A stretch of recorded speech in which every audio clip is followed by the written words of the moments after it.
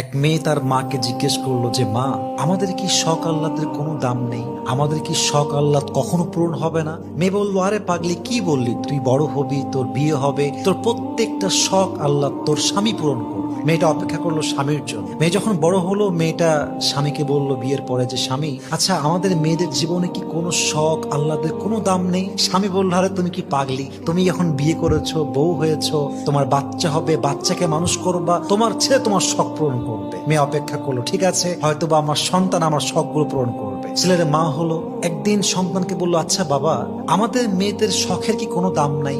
আমাদের আহ্লাদের কোনো দাম কি পৃথিবীতে নেই?